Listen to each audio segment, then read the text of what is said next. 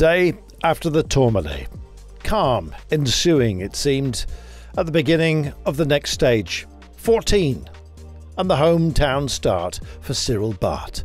But all eyes were on Remco Evenepoel, a man who'd virtually collapsed, it seemed, on the Tourmalet when Jumbo-Visma had completely taken control of the race. What would lay ahead? Destination Larra-Belagua. Well, a whole sequence of climbs after a very flat start to the day in comparison to what has been before. This would draw out a breakaway. Of what composition? Nobody knew. The flag fell, temperatures were high, around 32 Celsius on occasion, and the racing was white hot from the very beginning.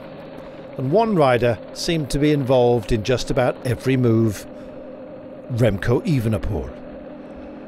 Well, after his apparent disintegration on the Tourmalet, this was something remarkable.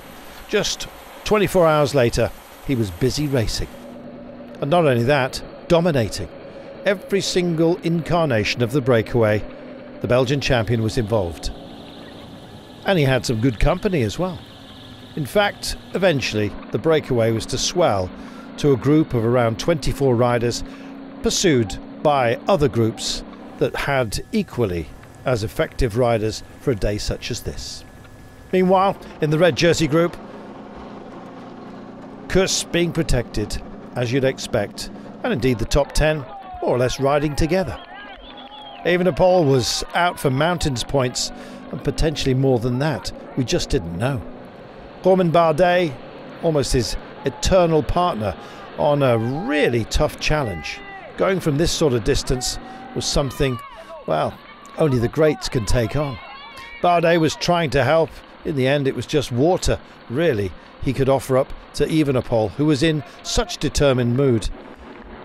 A man who doesn't really know how to quantify himself on occasion. Maybe this is one day where we'll be asking the same questions ourselves. There was a few others out there that wanted to be part of the game. Michael Storer was hoping to take control of the King of the Mountains jersey. He was part of very much a chase group, found himself isolated on occasion and was picking up minor points. Meanwhile, Ayuso thought about stretching his legs. Mikel Landa also very much involved, hoping to improve his position overall, maybe a top 5. But what about the day itself? How would that pan out? Well, the climbs went, the climbs leading to downhills on a rough day that Ayuso wanted to at least gain something from, but couldn't find any space. Marked out every single time by the teammates of Sepp Kuss, and Evenepoel and Bardet continued to drive on. A gap on the pursuers from the breakaway of 1 minute and 46, and swelling to over 6 minutes on yet another descent that would take us to our final climb. Well, the toughest part of the day now behind Bardet and Evenepoel. But how would it pan out?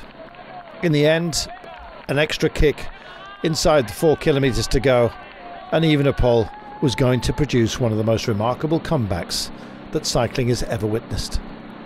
The emotions were bound to rise towards the fore.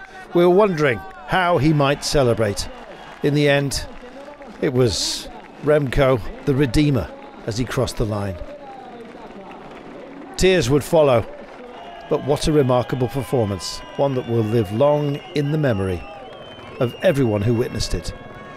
A remarkable performance by a truly remarkable rider.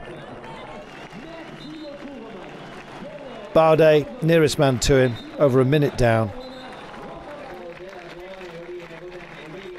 There'd been some bravery out there. There was still a GC battle, we thought, potentially going to rage behind this pair. In the end, it was more benign than that. They had stretched their legs in opposition against each other, but no gaps were found, and so the top 10 staying more or less exactly the same.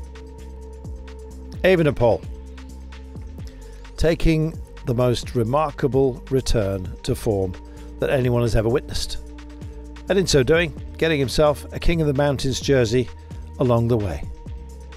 There will be more to come from this man, potentially within this race as well. Expect the unexpected. The mountains classification led by Evenepoel, and he now may well start targeting that. Stora nearest to him, starting off as the day's favourite. But Evenepoel, I think the favourite in many people's hearts by the end of this. Sepp Kuss, well, his team gathered around him. When asked whether Sepp Kuss was indeed the team leader, Jonas Vingegaard said, "Of course."